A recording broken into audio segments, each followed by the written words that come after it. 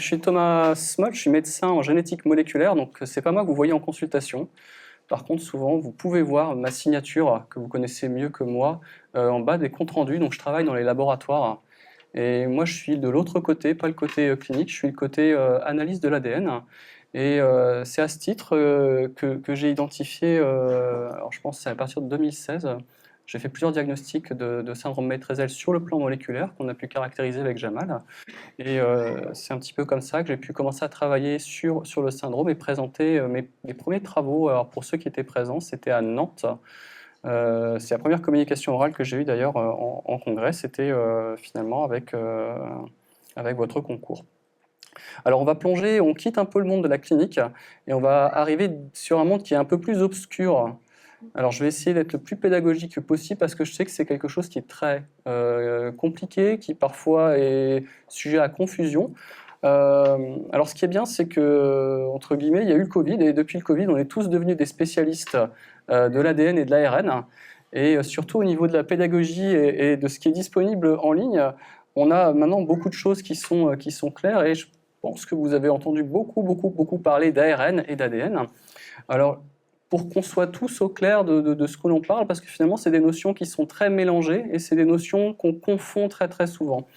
Alors, ce que vous voyez représenté ici, c'est une cellule comme on a des cellules dans notre corps, on en a des milliards de cellules, avec au centre de chaque cellule ce qu'on appelle un noyau.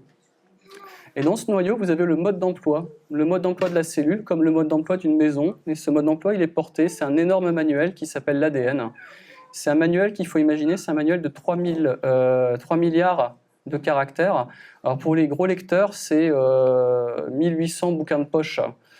1800 bouquins de poche avec l'information complète de notre fonctionnement cellulaire, de notre fonctionnement global. Pour fonctionner, forcément, on va aller chercher des informations dans notre ADN. On ne va pas chercher les 3 milliards d'informations, les 3 milliards de ce qu'on appelle de nucléotides. On va aller sélectionner des informations qui sont intéressantes pour être associées à une fonction. Et cette information, elle va transiter par un état intermédiaire qu'on appelle l'ARN. C'est ce fameux ARN dont on a énormément entendu parler pour les vaccins. Eh bien, l'ARN, voilà, c'est une copie partielle, c'est une copie d'un morceau de notre ADN avec une information qui intéresse la cellule, qui intéresse l'organisme pour aboutir à une fonction, à la formation d'une structure particulière. Et la finalité de l'ADN puis de l'ARN, c'est de construire, alors on ne voit pas bien mon pointeur, est-ce que je peux changer ça? J'ai peur de rajouter un truc et que ça fasse tout bugger, mais je pense que je vais y arriver. Ah, voilà. Et c'est de venir créer et construire ce qu'on appelle des protéines. Les protéines, finalement, c'est la fonction, c'est la finalité de notre ADN, c'est de construire quelque chose qui va servir dans la cellule.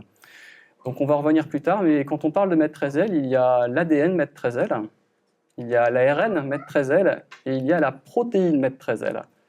Et tout ça se mélange un petit peu quand on en discute.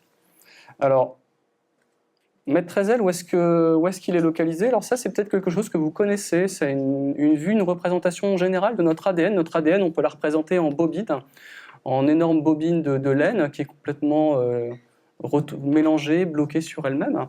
Et on a aussi une représentation qui est un petit peu atypique, un petit peu particulière, qui est une représentation sur les chromosomes. Alors peut-être que certains de vos enfants, alors c'est les plus anciens, ont eu ce qu'on appelle un karyotype. Un karyotype, c'est une analyse qu'on fait de moins en moins, mais qui est l'observation et le décryptage des chromosomes.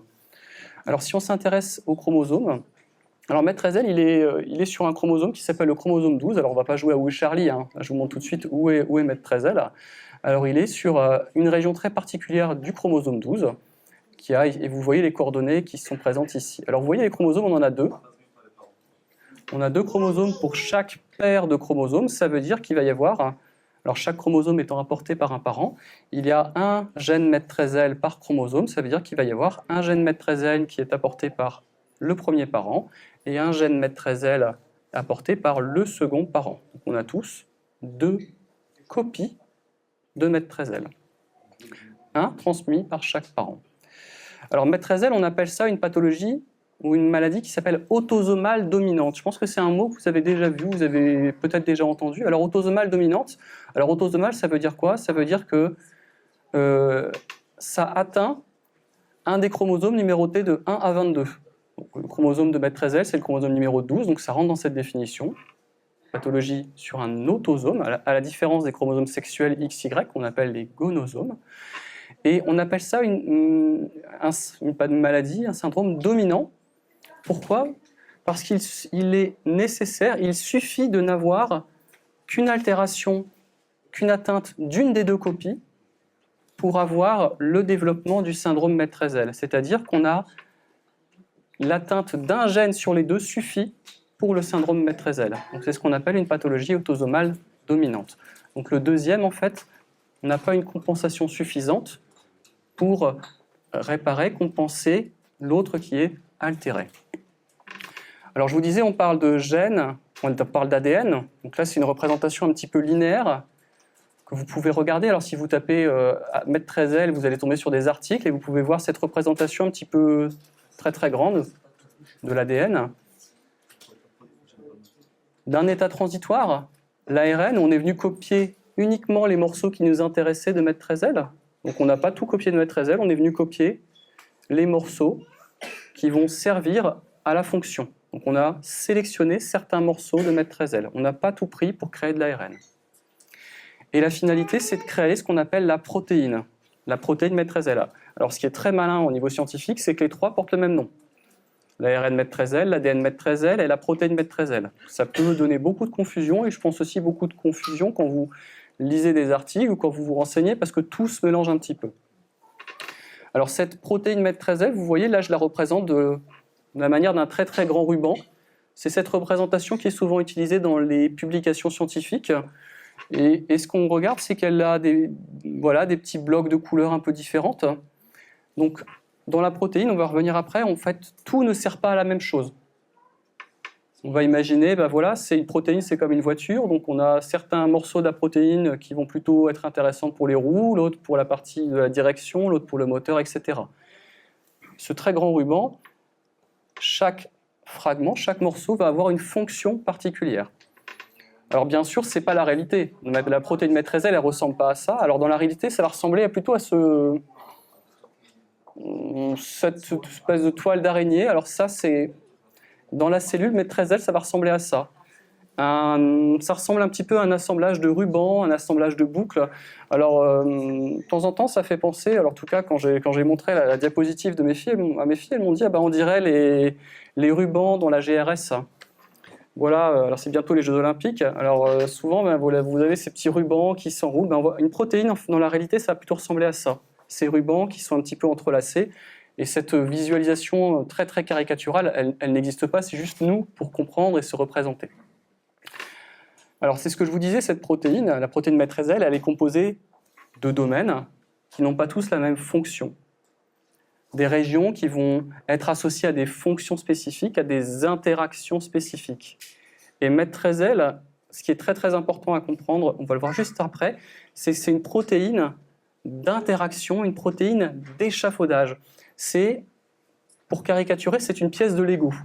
C'est une pièce de Lego qui va venir interagir avec plein d'autres pièces spécifiques de Lego pour construire, et ça vous en avez entendu parler en long, en large, en travers, pour construire une méga structure avec d'autres protéines qu'on appelle les MED. Alors là, j'ai juste mis 13, 13L, etc. Donc tout ça, ce sont des protéines qu'on appelle MED, du médiator. Alors vous allez avoir des magnifiques topos après sur ce que c'est le médiator complexe. Je vais juste, en une slide, essayer de vous le résumer.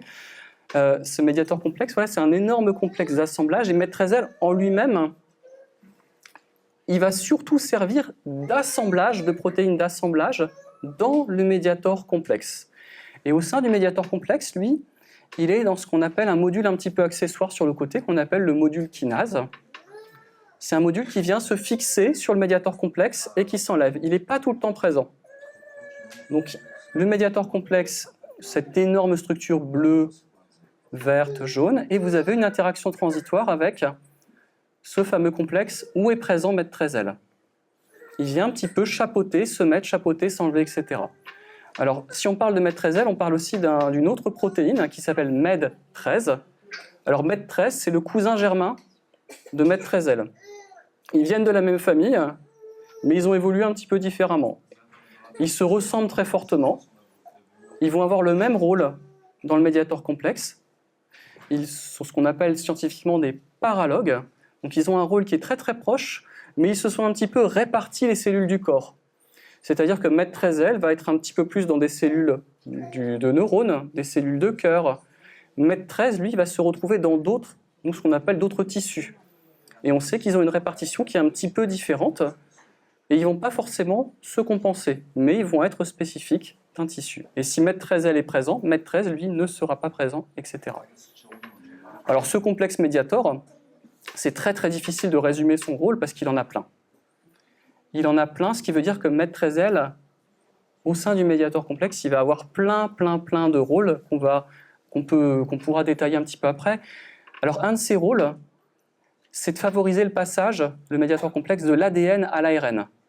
Alors vous avez vu, les 3 milliards de paires de bases, on ne va pas tous les regarder, on en sélectionne des petits fragments pour arriver à une fonction. Ce médiator complexe, il participe notamment à la sélection de certains fragments et à la création de l'ARN. Donc c'est quelque chose qui est assez transitoire. Donc il va agir sur, pas tant MED13L en lui-même, mais sur plein de cibles différentes. Et là, Roselyne vous l'a dit, on a 20 000 gènes. Donc ce médiator complexe avec MED13L, il va agir sur un nombre de gènes très grand, différents. Le médiator complexe, il va aussi servir à organiser l'ADN. Alors l'ADN, il n'est pas rangé comme des spaghettis, il n'est pas rangé comme une pelote de laine bien propre, il est organisé en faisant des boucles, il est organisé en rapprochant des régions. Et ce médiator complexe, eh bien, il va servir à un petit peu de lasso et à venir organiser la structure de l'ADN au sein d'une cellule. Donc il a plein de rôles, il a des rôles pour permettre la création de l'ARN, mais il a aussi des rôles un petit peu de rangement. C'est lui qui va être notamment important pour ranger correctement l'ADN dans une cellule.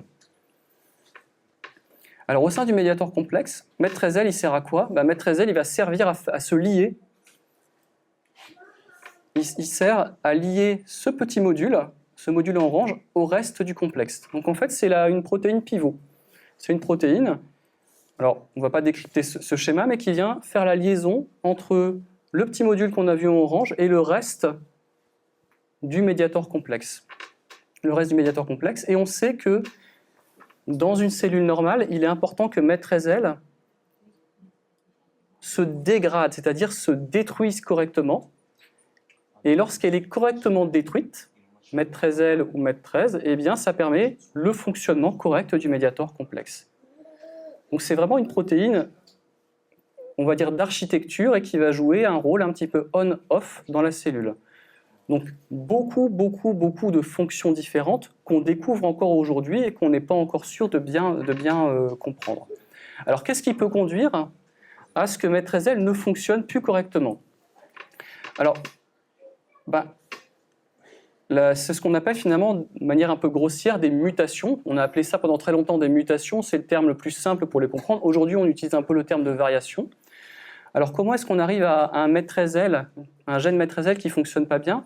Eh bien, dans la première situation, il va finalement être manquant, c'est-à-dire qu'il va manquer un des MED13L. On a dit qu'on avait 2 MED13L. Eh bien là, on a ce qu'on appelle une délétion, c'est-à-dire un MED13L qui a disparu sur un des chromosomes. Alors ça, certains ont peut-être eu des diagnostics sur ce qu'on appelle l'analyse chromosomique sur puce ADN. Alors l'acronyme c'est ACPAS et Jacharey. On ne fait pas beaucoup de diagnostics avec cette approche. Donc c'est certainement les enfants qui ont été diagnostiqués assez rapidement, peut-être dans les années 2013, 2014, 2015, où cet examen était un examen qui était très répandu. Je pense qu'on a diagnostiqué et identifié les premiers patients grâce à cette analyse. Et les premiers patients identifiés, en fait, c'était un MED13L qui était manquant. C'est-à-dire qu'on avait d'un côté un MED13L présent sur un chromosome et sur l'autre chromosome, il manquait complètement la séquence de MED13L. Alors, c'est pas ce que je vous dis, c'est pas forcément les changements les plus fréquents. Les changements les plus fréquents, c'est ceux qu'on va plutôt voir au laboratoire et c'est ceux qu'on va voir en étudiant la séquence de l'ADN, c'est-à-dire en lisant, en venant lire les paires de bases, les 3 milliards de paires de bases. Et c'est, alors, vous en avez entendu parler, les fameuses bases A, T, G, C. Alors, c'est 3 milliards de paires de bases, mais c'est que 4 caractères, donc c'est un alphabet qui est assez fainéant, qui reprend toujours les mêmes caractères. Et au laboratoire, nous, notre rôle, eh bien, c'est de regarder si la séquence des patients, elle correspond à ce qu'on attend, ce qu'on appelle à la référence. Et on va rechercher si la séquence, elle présente des modifications. Donc là, ici, vous voyez un T qui devient un G. Est-ce que la séquence présente des trous? C'est-à-dire, est-ce qu'il manque, alors ça s'appelle un nucléotide, des nucléotides? Combien il en manque? Ou est-ce qu'on se retrouve avec des nucléotides qui sont ajoutés? Est-ce que dans la séquence, eh bien, vous voyez, on a un nucléotide qui s'ajoute et qui vient s'intercaler au milieu du reste. Donc c'est vraiment notre gros travail au laboratoire, c'est de comparer la séquence des patients à la séquence qu'on appelle de référence et de rechercher toutes les différences. Et c'est ce qu'on fait tous les jours aujourd'hui quand on fait l'étude de l'ADN. Et ça amène à identifier ce qu'on appelle, alors je vais utiliser le terme de mutation, même si ce n'est pas forcément le terme aujourd'hui consacré, mais c'est le terme que tout le monde comprend. Alors une mutation, c'est une différence par rapport à la référence. Et ces différences par rapport à la référence sur l'ADN vont avoir en cascade des conséquences. Alors ils ont des conséquences sur l'ADN MED13L, mais la finalité, ça va avoir des conséquences sur la protéine MED13L. C'est plutôt ça qui va nous intéresser. Et les conséquences sur la protéine MED13L, ils sont de plusieurs types. Alors une protéine, alors je vous ai dit, on a vu un très joli ruban tout début, alors il faut la considérer comme une phrase. Et les phrases, elles sont toujours, alors on l'apprend en français, elles commencent toujours par une majuscule, elles se terminent toujours par un point. Une phrase, c'est ce qu'on apprend tous, majuscule, point. Les variations les plus fréquentes que l'on va trouver dans MED13L, ce sont des variations qui vont changer la localisation du point final de la phrase. C'est-à-dire que le point final, qu'on attend normalement à un endroit donné et qui donne le sens de la phrase, va se retrouver déplacé et va se retrouver au milieu, à 2/3, au tiers de la phrase, ce qui veut dire que vous allez commencer une phrase et ne pas avoir, la phrase est coupée, le sens réel. De ne pas finalement savoir ce que la protéine souhaitait, finalement voulait dire parce que vous avez coupé le message au milieu. Et ça, c'est ce qu'on appelle des variations tronquantes. Des variations tronquantes, ce sont des variations qui vont aboutir à un raccourcissement de la protéine. Vous voyez ici la protéine qu'on attend, et là des protéines plus petites. Des protéines plus petites parce que le point est décalé, et donc on a changé le message. On a changé le message, on l'a raccourci. Ça, c'est la majorité des variations. Alors, si vous regardez sur les comptes rendus, c'est les variations où vous voyez apparaître des petits astérix. Un petit astérix, en fait, ça veut dire que le point n'est plus au bon endroit, ou alors le caractère ter. Ter, ça veut dire que sur un compte rendu de génétique, le point n'était pas à l'endroit où on l'attendait. Et ça, c'est, on verra après, la majorité. Alors, qu'est-ce que ça fait finalement de changer la longueur de la protéine MED13L? La longueur de la protéine MED13L, on va lui faire perdre finalement des fonctions. Puisqu'on a dit que les fonctions de MED13L et de toutes les protéines, elles sont réparties spécifiquement sur tout le long de la protéine. Donc le fait d'avoir une protéine plus courte, vous allez perdre des fonctions. Vous allez perdre aussi des endroits où elle pouvait se lier, finalement des sites un petit peu comme le Lego, les fameux sites où elle pouvait se lier facilement avec ses partenaires. Donc ces endroits sont perdus. Ou alors ça modifie, ça allonge un tout petit peu et ça change l'effet de MED13L. Donc les conséquences, ça veut dire que MED13L va perdre sa fonction. Et c'est souvent ce qu'on met dans les conclusions ou ce que vous voyez sur Internet, c'est MED13L. Lorsqu'il y a une mutation, une variation tronquante, il va perdre son effet, il perd sa fonction primaire. Les autres variations, et on en a découvert et on en découvre de plus en plus, c'est des variations un tout petit peu plus rares où on va changer une des briques élémentaires de la protéine. Les briques élémentaires de la protéine, ça s'appelle des acides aminés. Vous avez peut-être déjà entendu ça. Alors les acides aminés, on en a plein. Alors c'est la phénylalanine par exemple, la tyrosine. Alors si vous regardez les compositions de vos aliments, vous pouvez regarder, c'est marqué riche en tel type d'acide aminé. Souvent c'est marqué ça pour les chewing-gums. Vous regarderez tous tout à l'heure. C'est marqué riche en je ne sais plus quoi. Attention, ne pas en consommer trop. Eh bien, ces acides aminés, ils vont construire la protéine. Et l'autre variation qu'on observe, eh bien, c'est des mutations qui vont changer un acide aminé pour un autre. C'est-à-dire, on les change. Donc, on va changer la couleur de la brique du Lego. On avait une brique bleue, on a une brique jaune. Alors, des fois, il n'y a pas de changement. Mais par contre, vous pouvez avoir une brique carrée que vous remplacez par une brique rectangulaire ou que vous remplacez par un rond. Donc ce sont deux acides aminés, mais ils n'ont pas la même forme. Et quand on construit le Lego, on ne va pas les utiliser pour la même chose. Alors c'est un petit peu ce que je représente de manière très caricaturale. Alors ici, vous avez votre fameux ruban avec un acide aminé. Alors l'acide aminé s'appelle la glycine. Et là, c'est la glycine dans son environnement normal, dans l'environnement normal maître-L. Alors ça, c'est une mutation, une variation qu'on trouve très souvent chez les enfants maître-L. C'est la plus fréquente qu'on voit en dehors des mutations troncantes. Et lorsqu'on change la glycine par cet autre acide aminé, eh bien on va obtenir... Alors vous voyez, alors je ne sais pas si ça se voit très bien, mais on voit des petits traits. Les petits traits, c'est les interactions, c'est-à-dire les liaisons des acides aminés entre eux. Ben, ça va ressembler à ça tout d'un coup. Quand on change une glycine pour un autre acide aminé qui s'appelle arginine, ben, vous voyez que tout l'environnement il est changé. Toutes les interactions sont changées. Vous avez changé finalement le fameux carré pour un rond, ou le fameux carré pour une autre pièce de Lego qui n'a strictement rien à voir. Et en changeant ces acides aminés qui n'ont pas forcément le même rôle, eh bien vous modifiez la fonction, vous modifiez les interactions, vous modifiez le comportement de maître-L.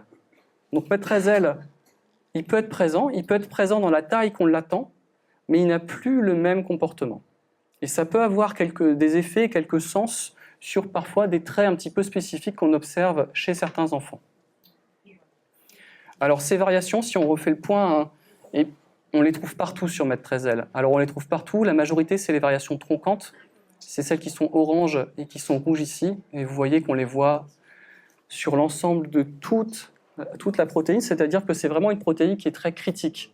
Elle a besoin d'être complète pour fonctionner correctement. Et qu'on ait des variations troncantes un peu tard ou un peu précoces, eh bien on va avoir des effets un peu similaires. Les variations faux sens, alors c'est l'anglais, c'est missense, c'est ce que vous voyez dans les articles, ils sont beaucoup plus rares. Je pense que c'est la très grande minorité des patients, alors peut-être qu'au début on ne les diagnostiquait pas très bien, et ce sont des variations pour lesquelles on est parfois en difficulté pour donner une vraie valeur, ce sera ce que vous expliquera le Simon Boussion après.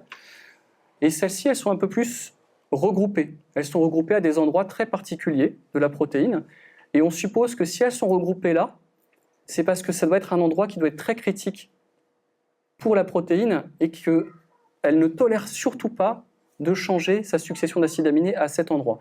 Et c'est des travaux en cours et on essaie de comprendre pourquoi à certains endroits c'est très critique d'avoir des mutations faux sens et pas à d'autres. Alors en termes de mode de survenue, alors c'est un terme que vous avez certainement entendu, c'est le terme de novo. Alors ça arrive de manière accidentelle, c'est-à-dire que dans la très très grande majorité des cas, et dans la littérature c'est 98%, 99%, c'est accidentel. C'est-à-dire qu'on ne va jamais retrouver chez les parents la mutation. On ne retrouve pas du tout, on n'a pas de cas chez le parent, même si on l'analyse de manière un peu plus profonde son ADN. On ne va jamais la retrouver. Donc ça veut dire que la mutation elle est localisée, ce qu'on appelle dans les cellules germinales, c'est les cellules de la reproduction. Alors il existe quelques cas, ce qu'on appelle de suspicion de mosaïque. C'est très rare. Alors les suspicions de mosaïque, c'est-à-dire qu'on suspecte qu'un parent est peut-être porteur d'une variation pathogène, mais en mosaïque, c'est-à-dire à des taux tellement faibles qu'on n'a pas été capable de le diagnostiquer.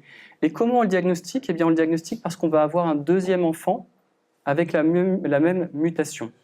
Dans la littérature, alors il y a une histoire ici dans l'association, mais dans la littérature, c'est 3 articles. 3 articles sur la centaine de publications. Donc ça reste très très rare, mais c'est quelque chose qui existe.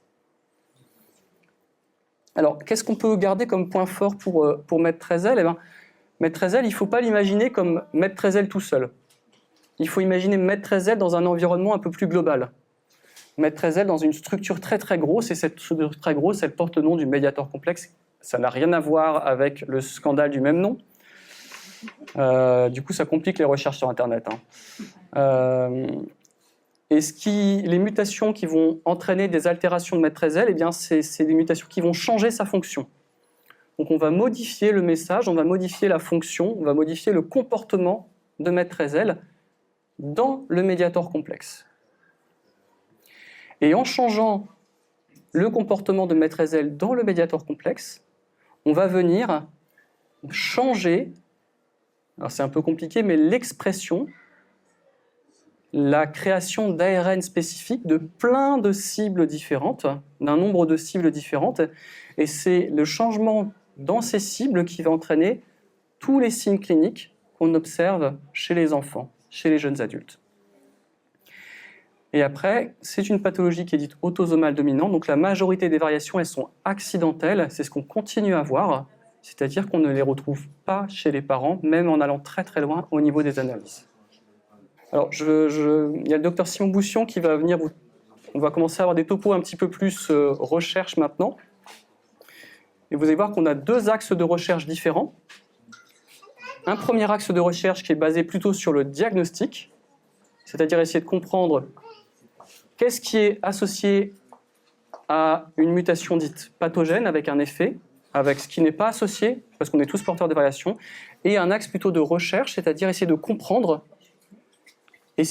comment mettre Trézel est dérégulé, mais dans son ensemble. Et sur l'axe de recherche plutôt sur le côté diagnostic, c'est le docteur Simon Boussion.